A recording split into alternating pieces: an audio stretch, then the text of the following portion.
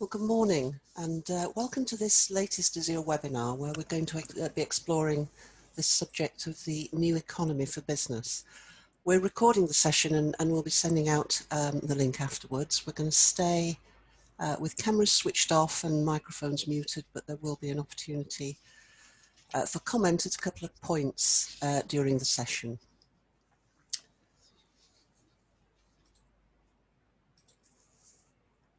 So my name's Trudy Worth and I'm one of the directors here at Azure. Some of you will know the business, of course, but just as a small background piece, Azure is a conscious leadership and organizational development consultancy, and we help organizations and leaders come to higher levels of conscious awareness of how their organizations are functioning, how their leadership's impacting in the organization and in the wider community and with stakeholder groups. The role of organizations in society is always important, and particularly so in how we emerge from this current crisis, but also in tackling all the other challenges the world's facing, of course, of which there are many. Organizations have a key role to play given their impact on people's lives and their reach across communities, nations, and even globally. So let's get started on this, this area of the new economy for business. Let's get started on our exploration. The question here is, are we in the time of a great rethink? Well, we think we are. A rethink about all aspects of our lives, including our organizational lives. And if we don't think it's yes to that question, actually it should be a yes. It's time to consider how we live our lives, how we consume resources, and how we husband them. And I think this quote from Charles Eisenstein is very telling. Essentially, we can't keep taking from the earth. We cannot, as he says, convert much more of the earth into money or much more of our health into money before the basis of life itself is threatened. It's quite a sobering thought, that. It's something that we really, really need to take on board and work with. When we think about economy, and our focus today, economy dominates our lives, and particularly now, especially as our national and global economies are struggling as they are. Central to our current narrative, though, about economy is money and profit. We consider economy healthy if we have a surplus, if it's growing.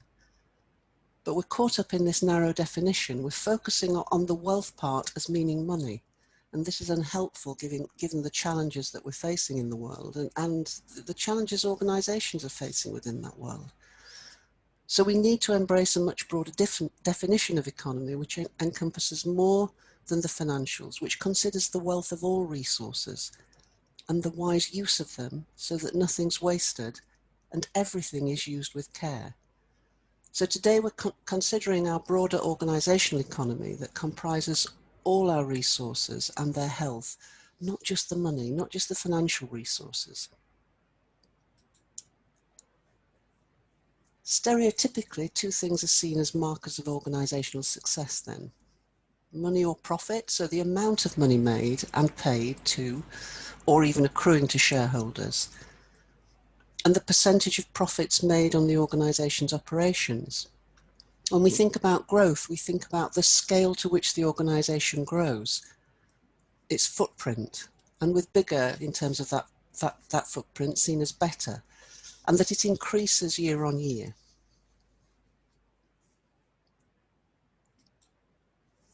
These metrics or ways of being and doing are aligned with our times rather unhelpfully. So money's become an organizational focus of worship, especially in the Western world. It's used to weigh the value of everything, even human life, so we consider the shift of manufacturing to lower wage economies, and the number of issues or scandals we hear about, in which child labour is employed, sometimes in dangerous work, such as the extraction of precious minerals. Then there's the preponderance of sweatshop industries, so hardship levels of pay for back-breaking work over long hours. We can't justify this as individual consumers, let alone as business organisations. And the accumulation of wealth has been seen and is seen as increasingly desirable. We've only got to consider the avid attention paid to rich lists. And yes, of course, the media are leading the charge with this, but only because it sells the newspapers and magazines which people buy. We can consider also the increasing availability and use of credit that led to the financial crash of 2008. So growth has become about accumulation, having more, whether that's power, influence, control, money, or material goods. So let's just think back to a time when greed was good, and the fact is greed isn't good. It really isn't. We may not consider ourselves greedy now, or that greed is a big problem in our organisations or society. And yet, greed's a fundamental problem. The idea of me, and hoarding resources rather than allowing them to flow. And in very, very recent history, we only have to think about the loo roll crisis in the early days of the pandemic to notice how we go about hoarding, that it is something that we do. These holding on to behaviours or hoarding of resources stop free circulation of those resources. So for things to be used and manifested where they're most needed.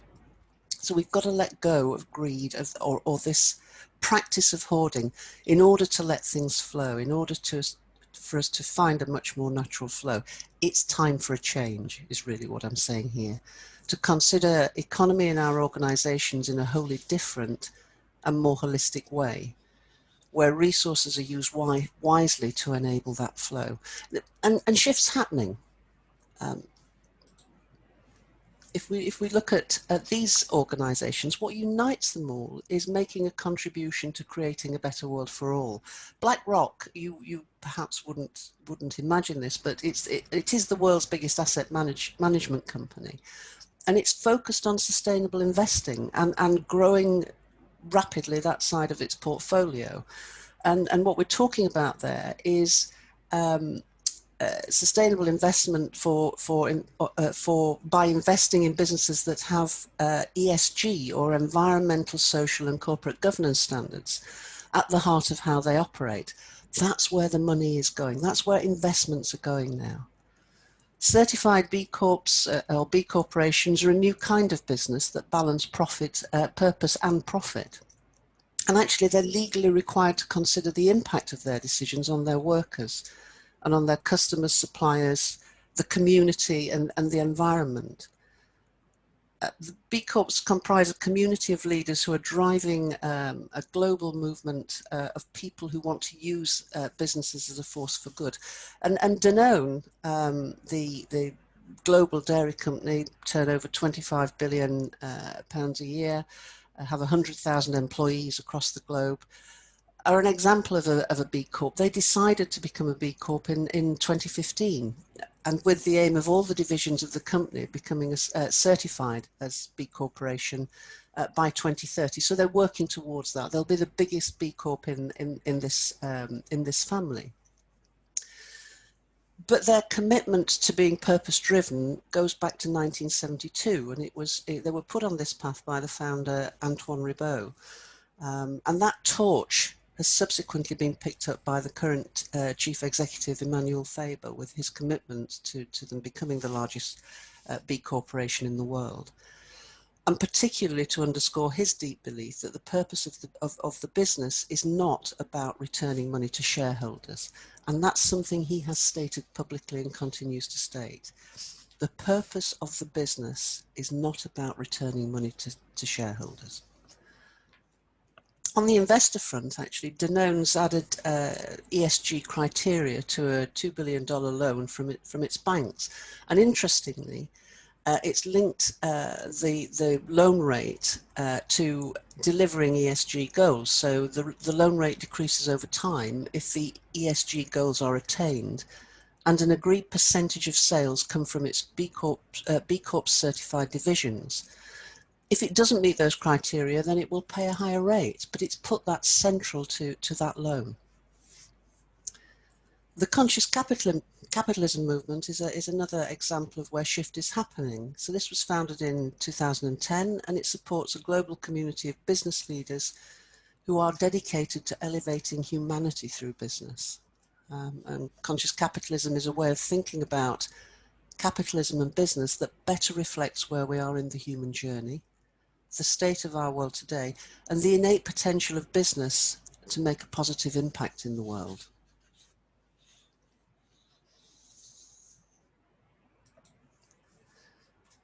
I think this is interesting as well, and you may well be familiar with this, but the American Business Roundtable, I beg your pardon, has revised its statement around the purpose of the corporation over a number of years. And it's an interesting reflection of how attitudes have progressed from it being all about value for shareholders in the 1980s. It's not surprising, it goes back to the Wall Street poster I shared earlier, where the mantra was greed is good, but it's shifted from that, and you can see the shift through the 90s and to where we are in 2019 now. That shift is now to delivering value for all stakeholders. That's a massive shift from returning value to the shareholder, a good return to the shareholder, to considering all stakeholders and committing to deliver value to all of them for the future success of our companies, our communities, and our country. It's a very, very big switch.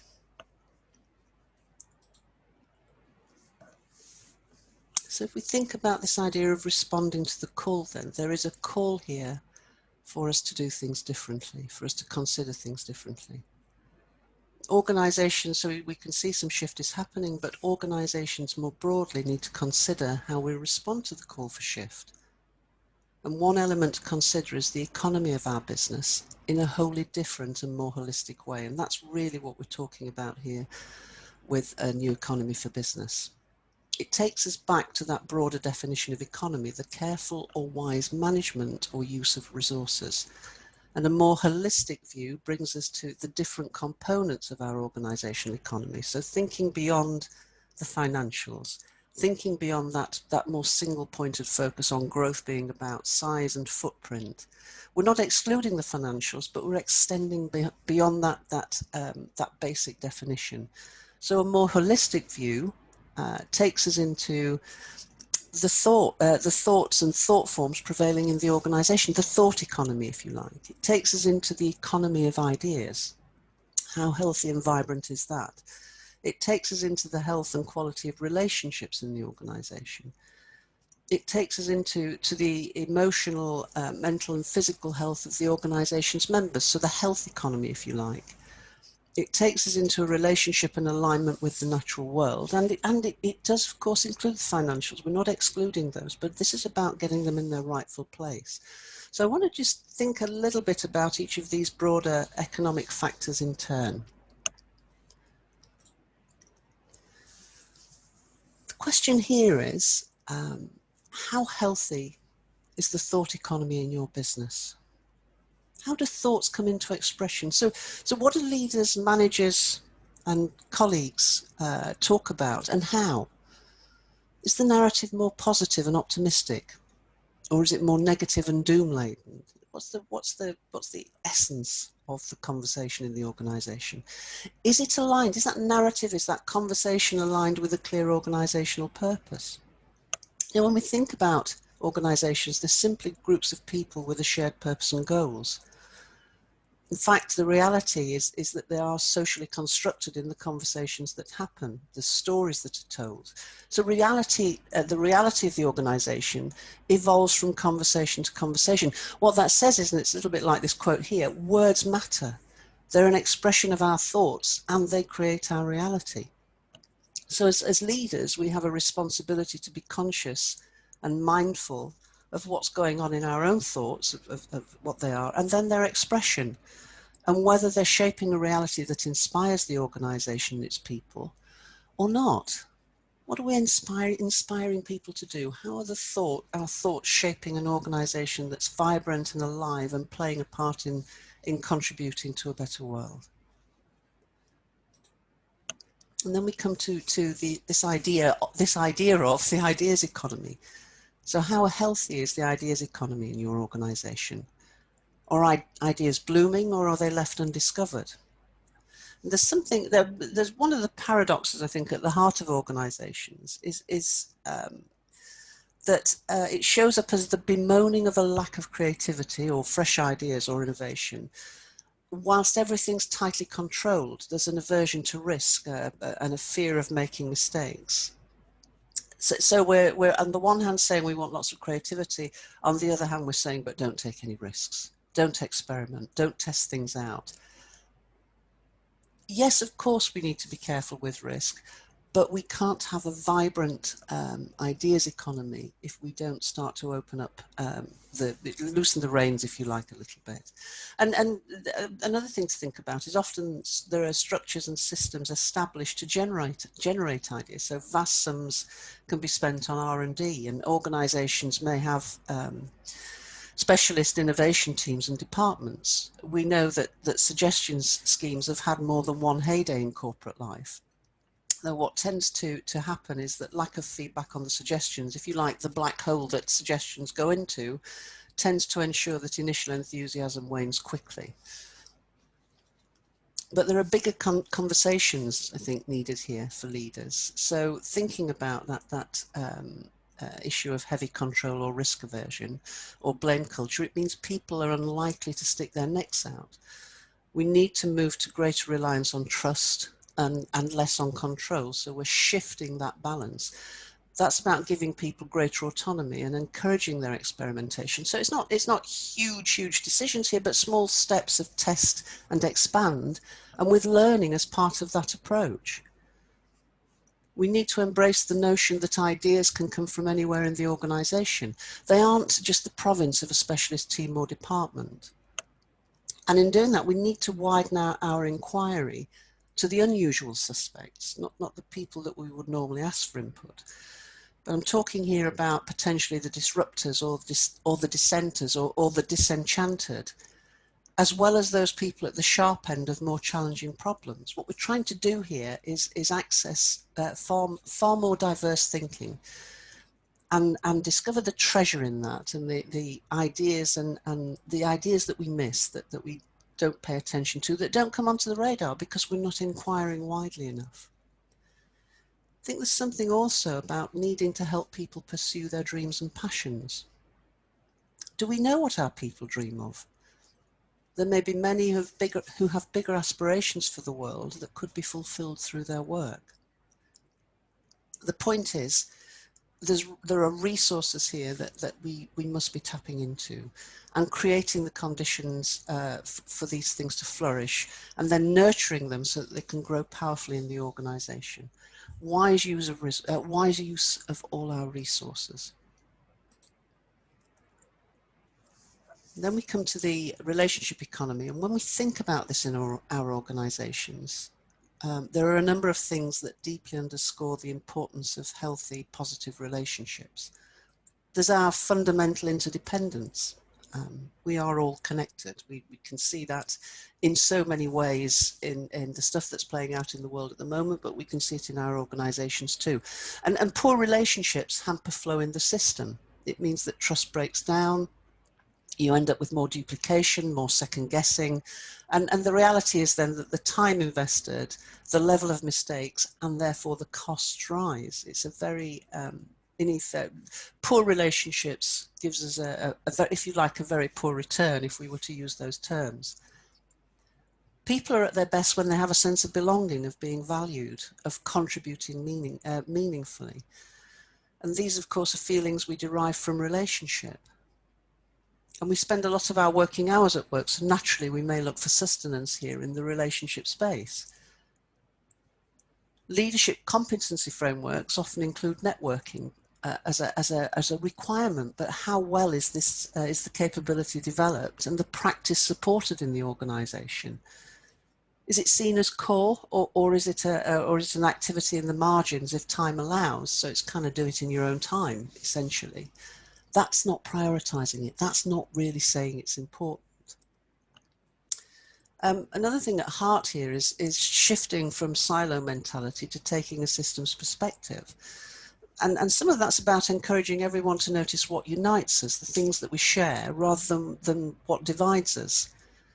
And then getting obstacles obstacles, systems, process, rules, the organization chart, if you like, out of the way, so that the relationships can be forged and flourish within teams and across both intra and inter-organizational boundaries. If we were to think about this in the round, this idea of relationship economy, a useful analogy is to see that economy as a flourishing ecosystem across the organization and with all stakeholders. It gives us a very different sense of it, thinking about it in those terms.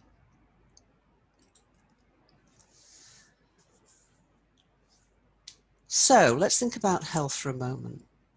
Whilst we all have a personal responsibility for our health, as leaders and employers, our duty of care is ever present. Duty or responsibility heightened by increasing uncertainty in the world and the world of work, and exacerbated by COVID. So we have frontline and key workers out and about exposed to the physical threat of the virus. We have people working from home exposed to mental and emotional stress, the mental and emotional stress of lockdown and isolation and the lack of human contact. Tending the emotional and mental well-being as well as the physical is vital in organisations. So people can't be at their best with struggling with health issues.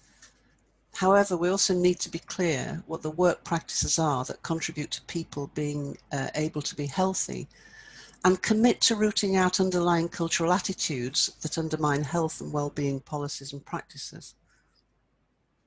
So things like a culture of people going above and beyond, or a focus on inputs instead of outputs. There's something here then to examine in the organisational and leadership mindset. I was struck actually this week by Google's announcement of its 3-word plan to help employees avoid burnout. And the plan, or 3 words, are no meetings weeks.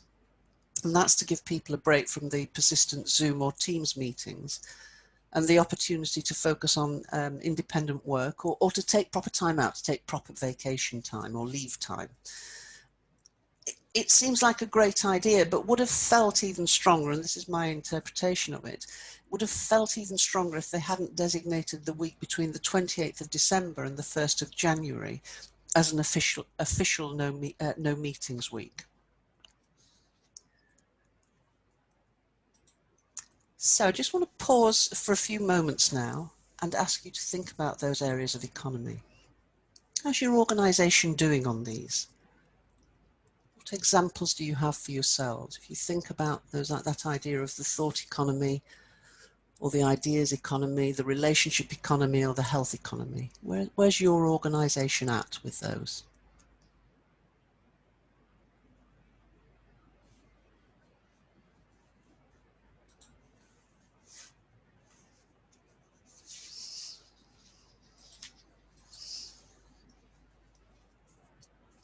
So let's move on to consider some new blueprints or approaches.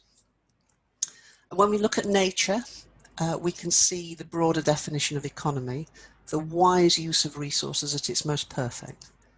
So what can we learn here? First, in the natural cycle of birth, life, death, nothing is wasted. In fact, it's birth, life, death, rebirth. Nothing's wasted. When flora and fauna die, the nutrients are returned to the cycle to feed new bursts of life. It's a perfect system. And that brings us to the concept of the circular economy. In our conventional linear economy, or if you like the industrial model, we make, use and dispose of resources. A circular economy is different. It designs out waste. Resources are kept in use for as long as possible, maximum value extracted, and then the materials are recovered and regenerated into new forms at the end of life so that they can circle or cycle again, but circle again, let's say circle. Adopting the principles of a circular economy allow us to operate in harmony with the natural world. As we cut waste, we make best use of resources, and we protect finite resources. So we're only recycling waste to the natural environment that actually contributes to its vibrancy. I just wanted to share this example with you of a circular economy. This is an example of it in action. So this is about reusing old bricks to build a greener future. So the driving force behind the founding of the company Gamle Merston, and that Gamle Merston means old bricks. I don't know whether I've got the pronunciation right. They're a Danish organisation, but the driving force was the desire to prevent resources of natural bricks from being wasted. So since its founding, Gamlin Merston has expanded greatly. It's now a large-scale clean tech production company with patented cleaning technology, which ensures that building waste can be reused without the use of any chemicals. So what happens is the old bricks are collected. They are cleaned with some form of vibration technology, then manually checked one by one, and finally stacked by robots before being shipped to new sites. Saving more than 95% of the energy otherwise used to manufacture new bricks. The method of reusing old bricks is this example of a perfect example of a circular economy. What they're doing is passing the resources of one generation onto a new one. So 95% of the energy is saved in this process that would be used in manufacturing new bricks. The other thing to note is that if we think about, they've done some figures around CO2 emissions, every 2,000 bricks that are treated and renewed in this process prevents the emission of a ton of carbon dioxide. So this is perfect example of the circular economy making a big difference. So when we look at nature, we can extract some key principles around a new economy for business. Everything is recycled, nothing is wasted. We can see this through the continuous cycle of birth, life, death, and rebirth. There's the principle of flow. So resources go or are found where needed, unless, of course, we, man, have interfered in the delicate yet perfect balance. Diversity is necessary for the flourishing of life. We can see this in the multiplicity of flora and fauna, in the multiplicity of, if you like, of species. It's vast.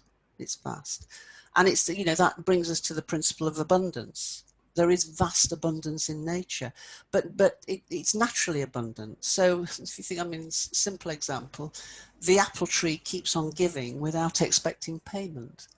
And so too many other plants and many other trees.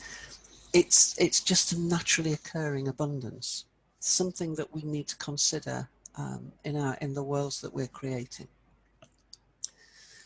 Of course, we still need to consider the twin challenges of money or profit and growth. Let's just take growth first. As I've said, it's not about size or scale or doubling or tripling profits. In new economy, it's about the enrichment of the lives of people within the organization. So ensuring they have a more fulfilling, meaningful and a meaningful experience of work, and also helping them grow their capability.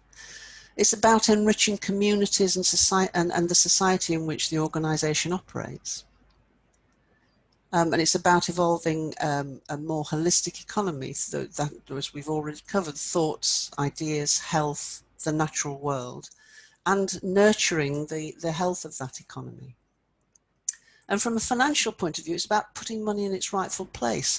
Of course, it's important, but it can't be an object of worship or an end in itself. It's important for reinvestment, and financial health is needed to pursue purpose, to reward effort, and particularly to sustain the organisation so that it can make its contribution to a better world. So we've already looked at the circular economy as a new form, and there are a few others that I just want to bring to your attention, to mention here.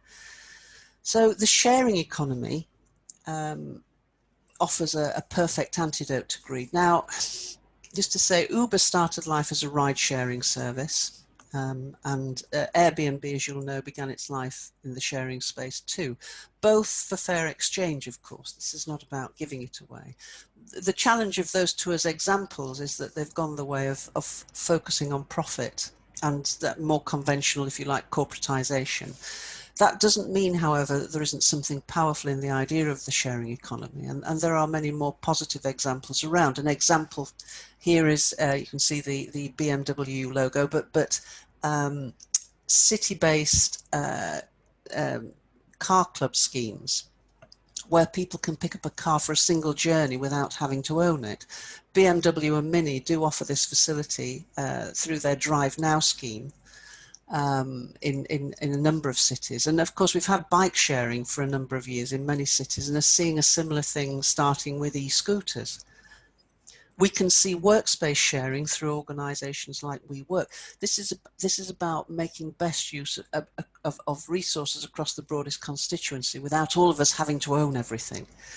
And we can see individual organisations sharing resources through giving employees time to volunteer in their communities. There are also some examples of organisations sharing their technology and know-how with others to the benefit of the environment.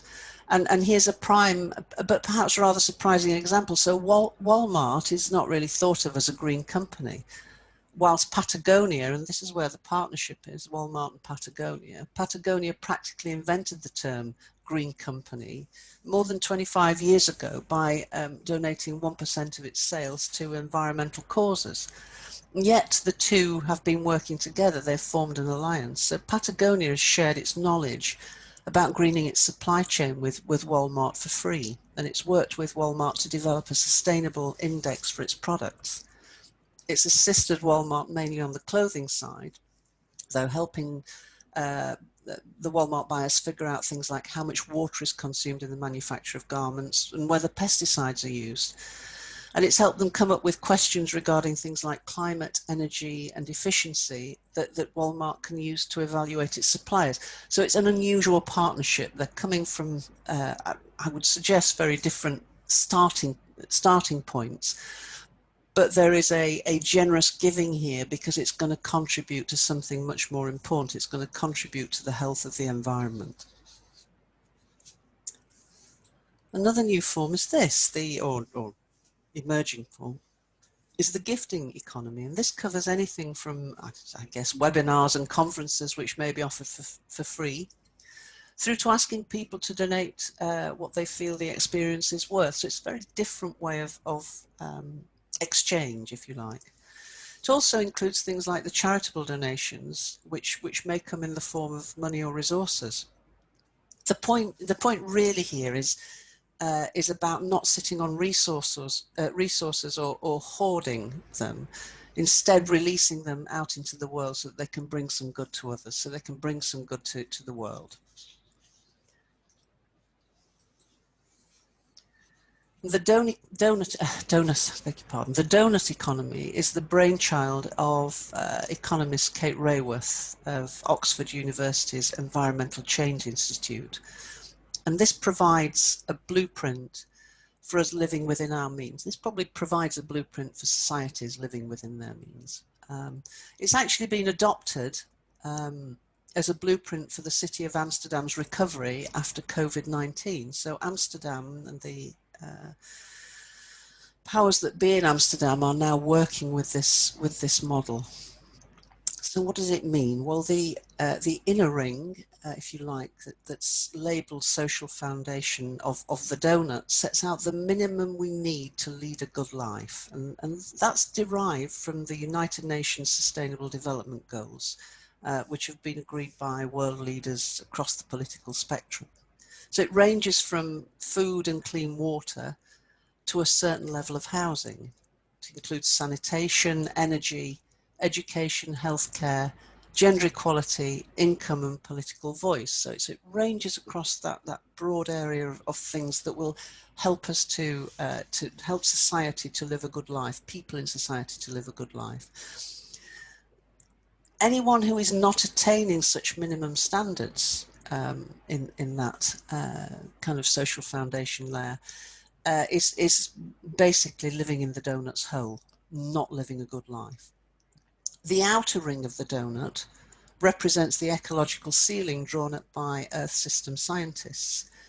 It's actually highlighting the boundaries across which humankind should not go to avoid damaging the climate, or damaging soils, or damaging the oceans, or the ozone layer, or fresh water, and our abundant biodiversity.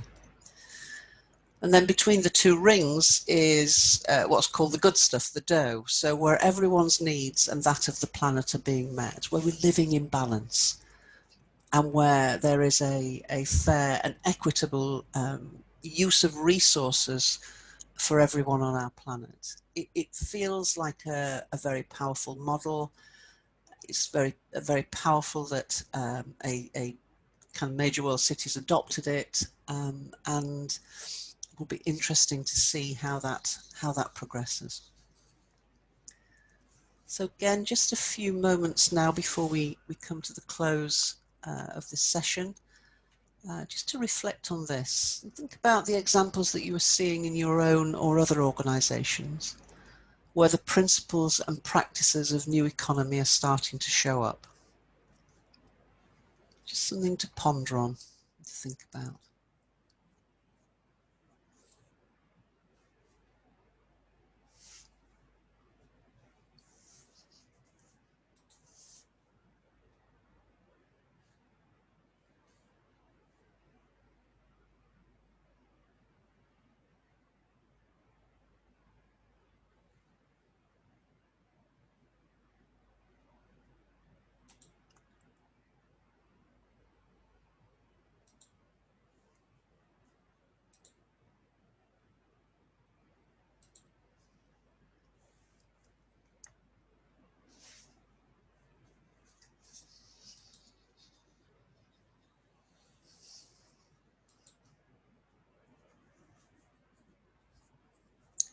So as we come to the end of our time together, hopefully we've stimulated some interest and some ideas about the new possibilities for business to think differently about economy, both within the organisation and how it relates to the whole. The great news is that progress is being made in bringing in some new economic principles and expanding the way we think about our economy beyond making profit. But there is a long way to go. Our core underpinning in business still seems to create responses that are all about money, about financial growth and profit. Almost a reflex or DNA response that needs a conscious shift. We need a new set of values, and we need to be working on them now. So, just to say, do join us next month when we'll be exploring the soul of business to consider one of the changes that's needed in how we think about business and start to move more quickly to a truly sustainable economy. For now, though, thank you for joining us and spending the time and attention and engagement with this, what we think is a very, very important area of exploration. Do have a great rest of day, and we'll see you next time. Thank you.